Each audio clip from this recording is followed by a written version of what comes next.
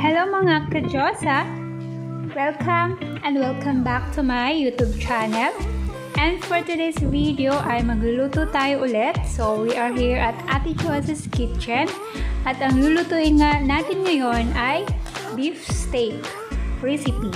So this is my own version how I cook my beef steak. So kung interesado ka at gusto nyo malaman how I cook, just keep on watching.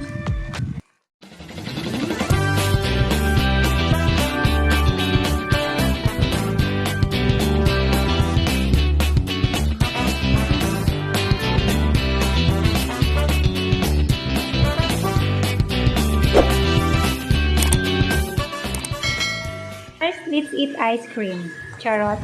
So first, binabad muna natin ang ating beef overnight ng calamansi, soy sauce, oyster sauce, and also paminta.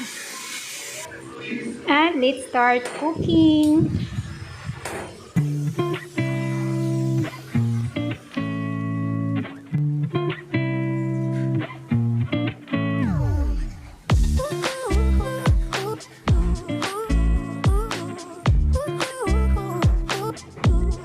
So let's fry first our beef.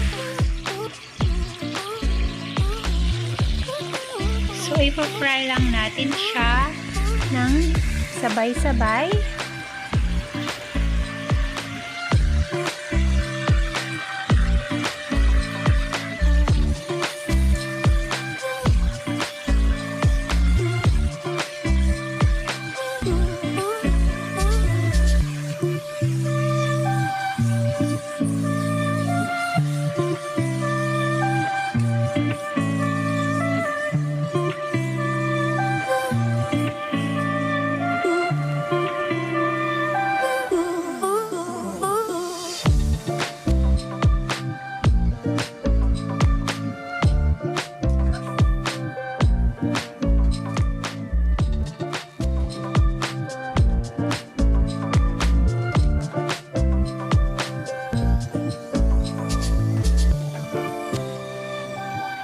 Then, cover lang natin siya for about 3 to 5 minutes.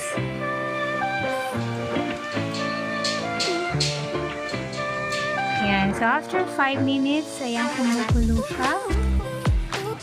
So, babalik na rin lang natin.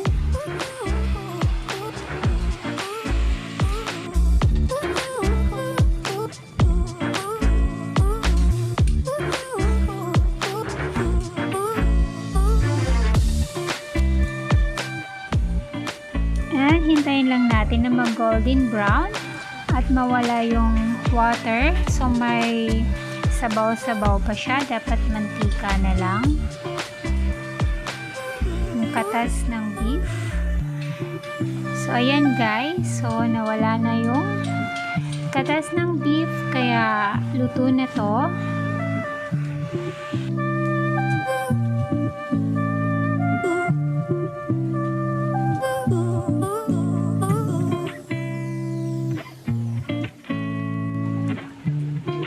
Pantayin lang natin yung kulay sa magkabilang pisngi. And then it's cook. Yan, super bango niya guys. Amoy pa lang ulam na. So yan, luto na.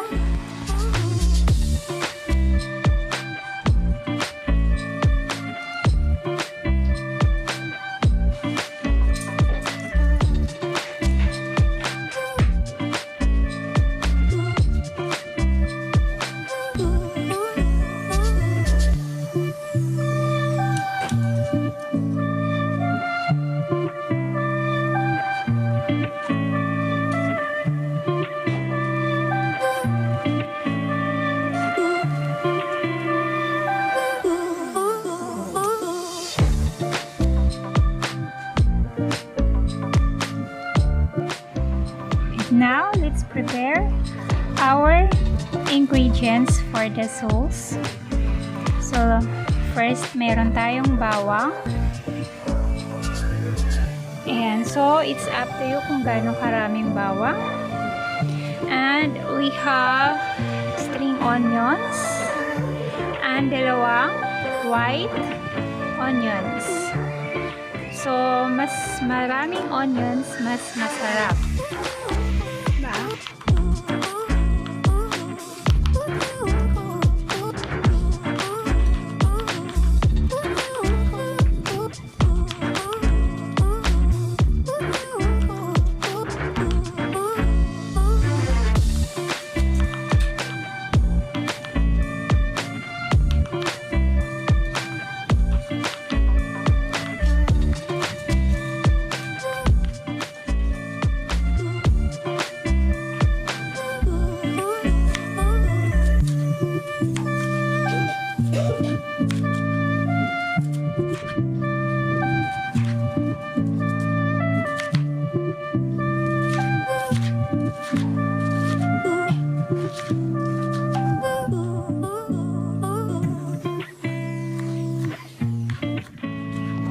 So this is string onions, guys. This is optional, so it's up to you if you want to add string onions. For me, mas gusto ko meron para dagdag kulay sa ating dish.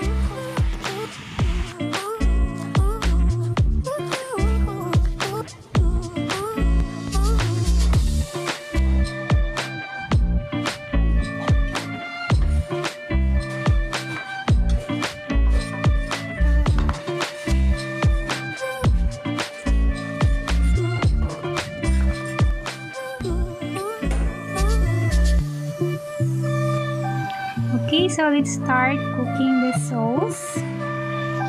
With the sauce. So, ang gagamitin natin, guys, na panggisa is yung mantika din kanina na pinagprituhan natin ng beef. So, binawasan lang natin ng mantika.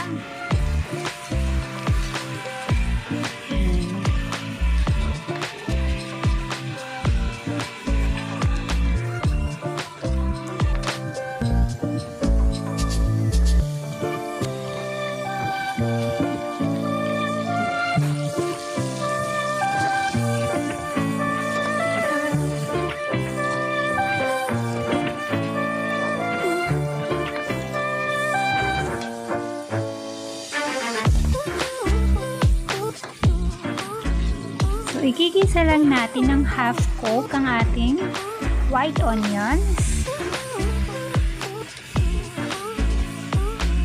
Half cook lang siya, and then we will separate this one first para hindi siya ma-overcook. At magtitira lang tayo ng kaunti. Then add our beef.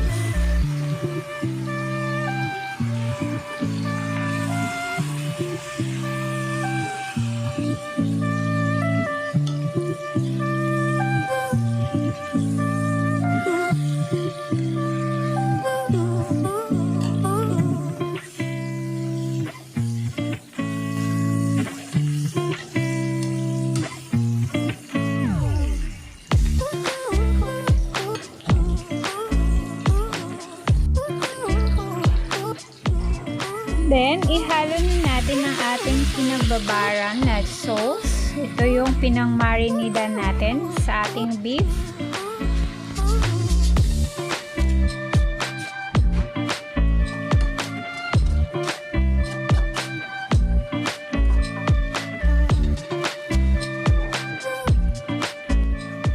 Then, we can add a little bit soy sauce and liquid seasoning. And water.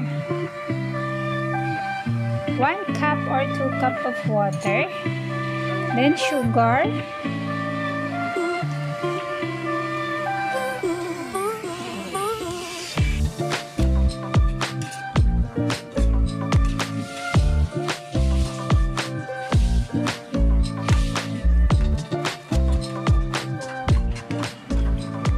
Then just cover for about 5 to 10 minutes.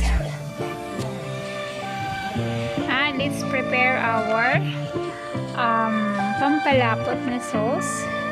This is a cornstarch, and just add a cup of water and mix well.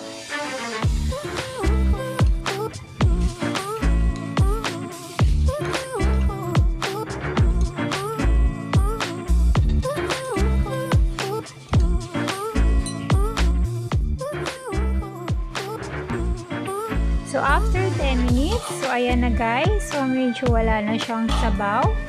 So now we will add our tinuno na cornstarch with the water, and we can add, this is optional, to add beef cubes to make it more tastier.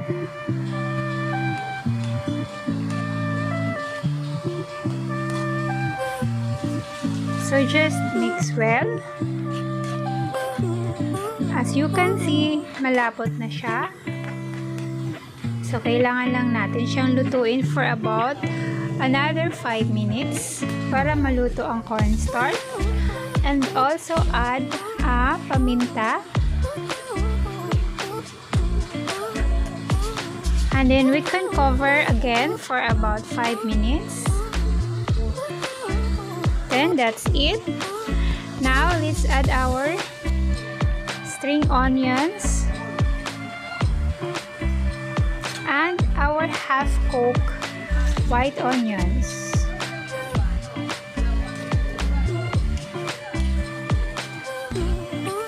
And just mix well. And it's already cooked. So if you want more masabaw, so you can add more water. But for me, so konti lang yung sabaw ko. And now it's ready to serve. And it's tikiman time. So this is it.